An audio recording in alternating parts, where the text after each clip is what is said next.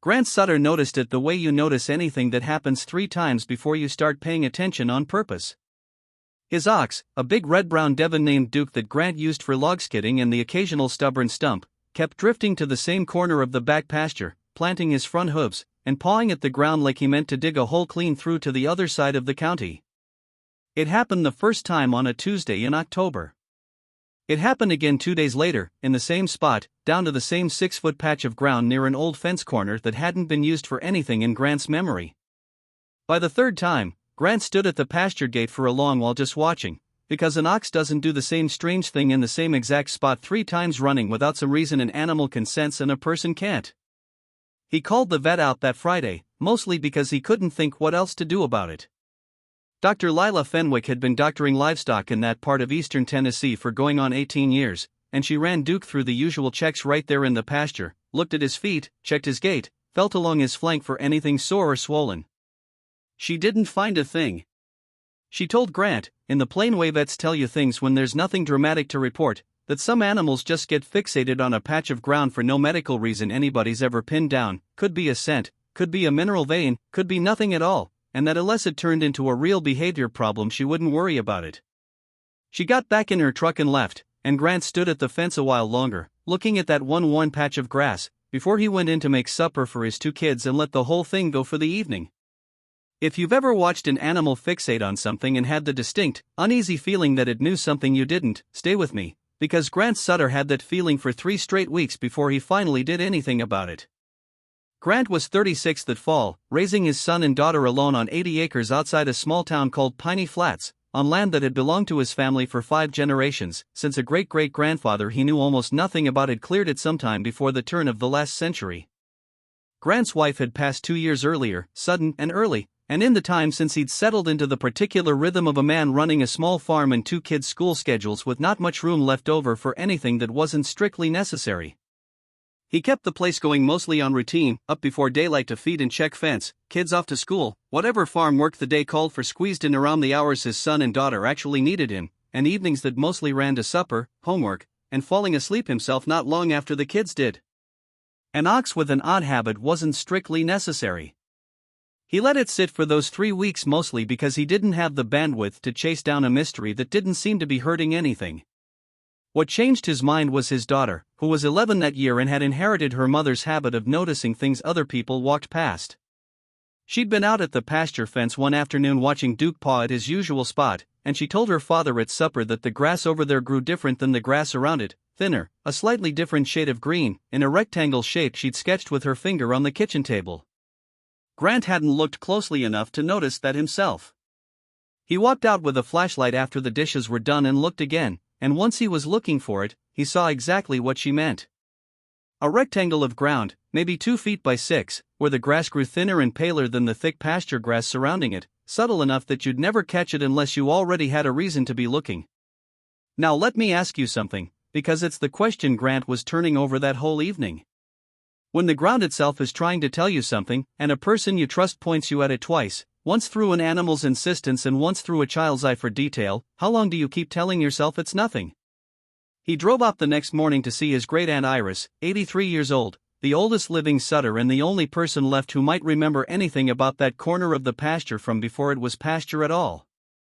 Iris lived in town now, in a small house she'd moved to after her husband died, but she'd grown up on the same 80 acres Grant farmed, and she still had a memory for that land that outran anybody else's by 2 full generations. She kept a pot of coffee going most mornings whether she had company or not, and Grant found her at her kitchen table the way he usually did, working a crossword puzzle with the radio turned low. Grant described the spot to her, the fence corner, the rectangle of thin grass, the way Duke kept returning to it. Iris didn't say anything for a long moment. She set her pencil down, which Grant had learned over the years was a sign she was taking something seriously rather than humoring him. Then she asked whether that corner was anywhere near the old fence line that used to mark off the original homestead's kitchen garden, back before the current fence had been moved sometime in the 1960s. Grant said he thought it might be close. Iris told him there'd always been a story, one she'd heard as a girl and never put much stock in, about a grave out past the old garden fence that nobody in the family talked about, going back to Grant's great-great-grandparents' time. She didn't know more than that. Nobody had ever shown her exactly where, and by the time she was old enough to ask serious questions about it, the people who might have known had already passed, and the story had settled into the category of things families mention once a generation and then let drop again, half true and half forgotten, the way old family stories tend to do.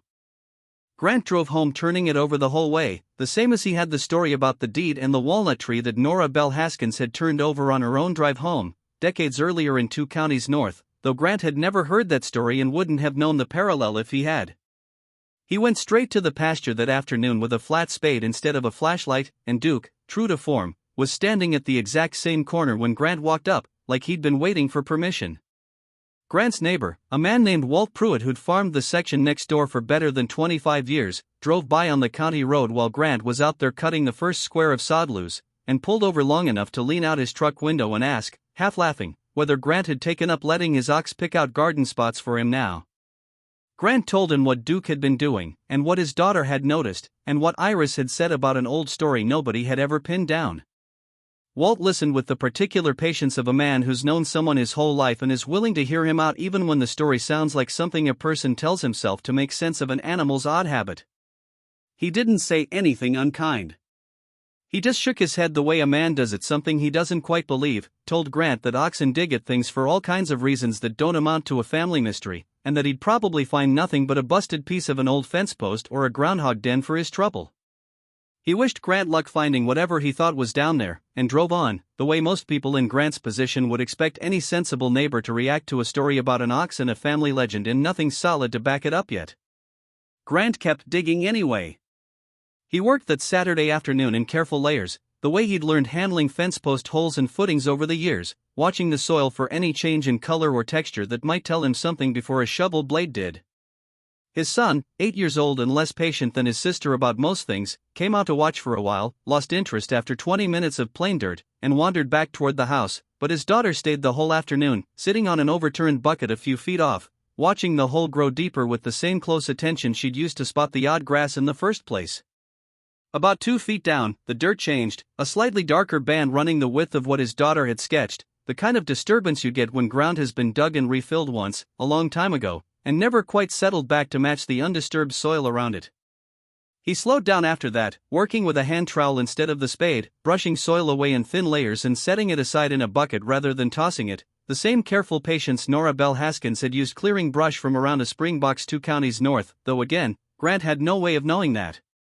He found the fieldstone first, a flat, unremarkable stone about the size of a dinner plate, set deliberately rather than sitting where a stone might naturally settle, buried maybe 18 inches down. Beneath it and slightly to the side, wrapped in what had once been oilcloth and had mostly rotted to fragments, was a small tin box, rusted through in places but intact enough to lift out whole. Grant sat back on his heels in the dirt and looked at it for a long moment before he opened it.